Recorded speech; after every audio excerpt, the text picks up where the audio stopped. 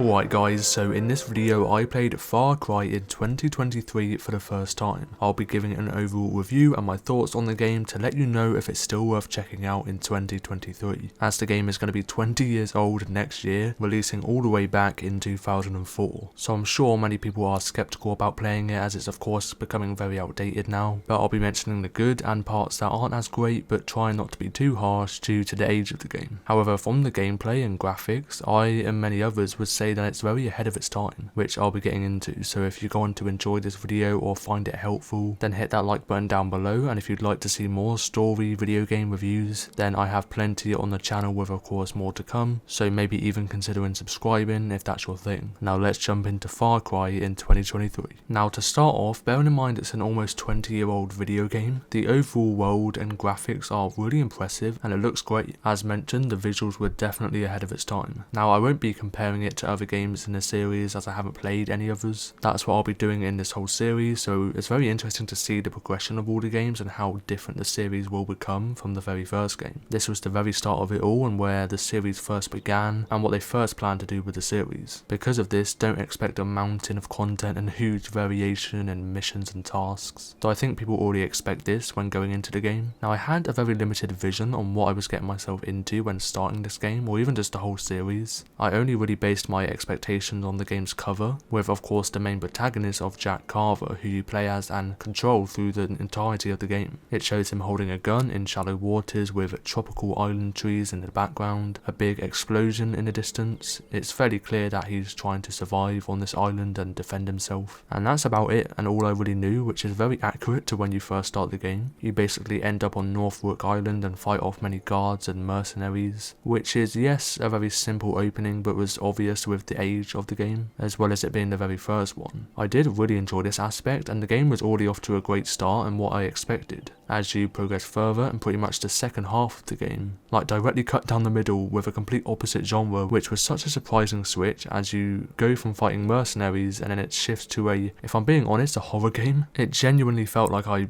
switched games by accident and ended up playing Resident Evil all of a sudden. You're thrown into fighting Trigens, which are these mutants that have been created and genetically modified by Dr. Krieger and his scientist, who's the antagonist of the game, which I will talk more about later. By these Trigens being modified, they are stronger, faster and more powerful than humans, who basically all try to kill you and have the increasing urge to eat you, which is lovely. So not what I initially thought I'd be doing in this game, and as mentioned, it does have that sci-fi horror feeling to it. This whole switch was such an interesting change in pace and it would have become fairly exhausting with that same gameplay style and just shooting the same old people over and over. In newer games it most likely won't be like that due to there obviously being more gameplay features and a more immersive world, which I completely understand was extremely limited back then. So I'd say this sudden switch was, although quite surprising and may not be everyone's cup of tea, especially with not knowing from the look of the game, as I for sure didn't.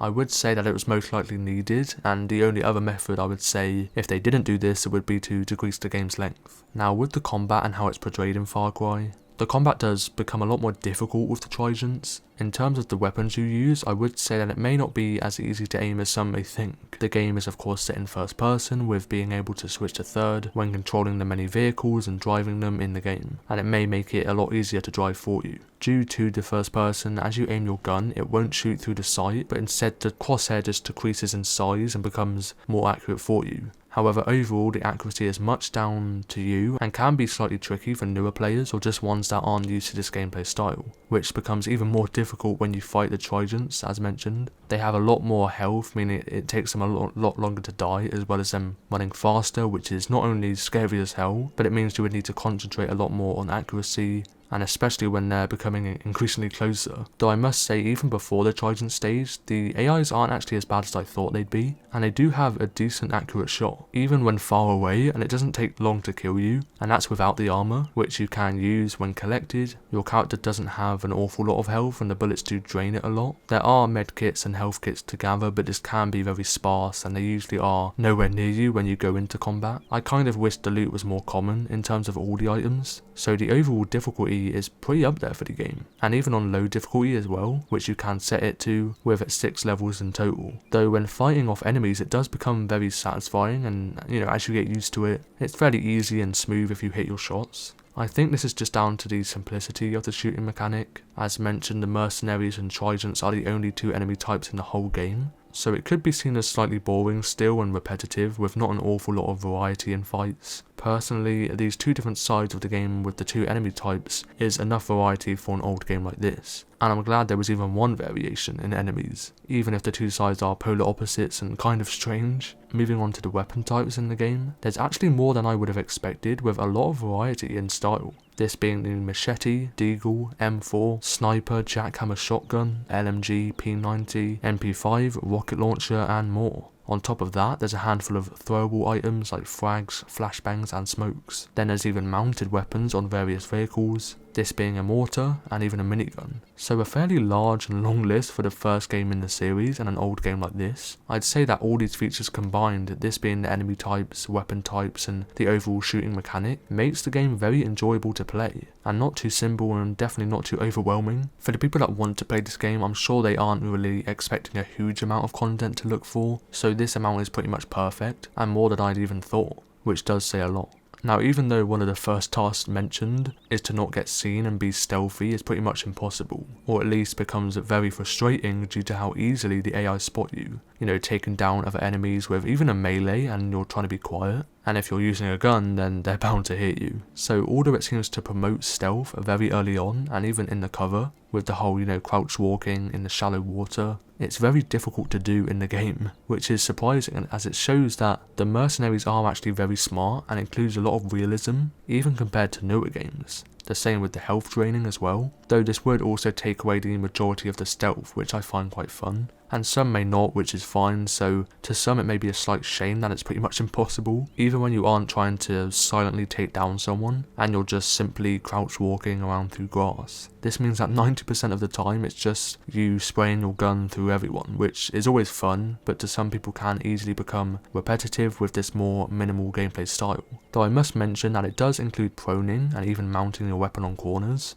which does become extremely useful in those contained spaces and hallways, which you do see a lot, and especially with how much your health depletes from a few bullets, which is even more when up close in those areas. So there's also these aspects to add on to that gameplay engagement and to sort of balance it out, with combat that requires a lot of thinking and concentration, to be honest, which I haven't felt on many story games, as well as the experimentation with all the items and array of weapons you can use. Now I do want to talk about Far Cry's world and the visuals a bit more. In terms of the graphics, they obviously aren't going to be mind-blowing, but I'm sure back then it would have been. If no one had told me that this game came out in 2004, I wouldn't have been able to guess. The visuals in terms of the textures, which I'd say is a lot more prominent when inside. Of course it's very up close, which you do see a lot, many of the buildings being very small in size and closed in. Therefore the metal walls and the detail and the array of objects that are implemented in the rooms are very impressive. A lot more than I'd first imagined, which once again all adds to the content I was just talking about. And even though the game is old,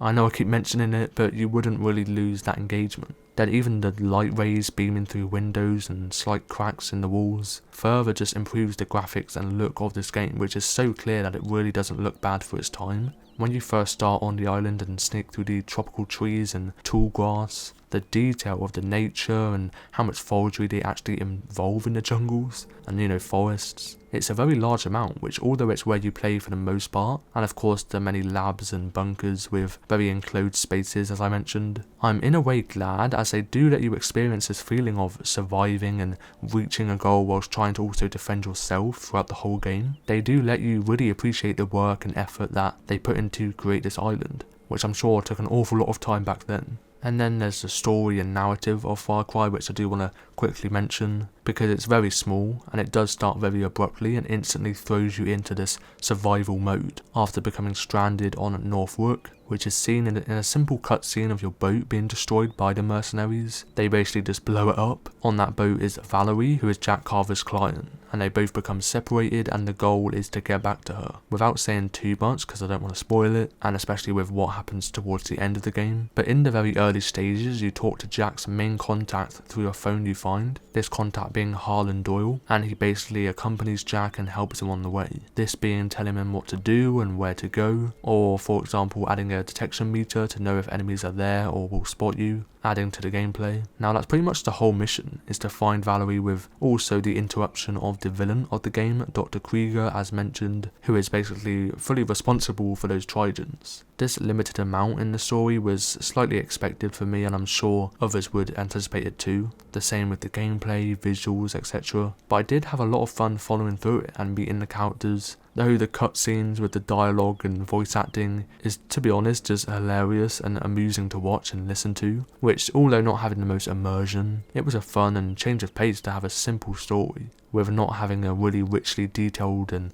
emotional roller coaster. If anything, it was just amusing to play. Not saying that it's bad to walk through overall, as it was for sure entertaining, but there isn't this deep character development or connection. It was just comedic, really. But as I always keep going back to, I'm sure everyone who is thinking of playing this game and following this story aren't wanting it for an intricate narrative and characters with it not being deep enough or having enough layers or something. Like, all of it is just anticipated. So for this, I'd definitely say to go check it out if you're thinking about playing the game, unless you of course thought you'd see all the features I mentioned, like a deep detailed narrative with incredible storytelling, an abundance of gameplay features and content. Now you know what to really expect, and if you do start a playthrough, then be sure to let me know in the comments. I'd love to know what other people's views are on this game. So that's pretty much where I wrap up this video of the very first Far Cry game in the series, meaning that Far Cry 2 will be up next, and I'll of course be doing other story games in between when playing through some of the games and ones that are lengthier. If not, then of course after the series is over as well. If you enjoyed or found this video helpful, then hit that like button down below, and if story games are your fancy, then maybe even considering subscribing to the channel. I have plenty of reviews on my channel on a variety of single player games, with a playlist or video in the description down below, as well as at the end of this video. Thank you so much for watching until the end, and bye bye.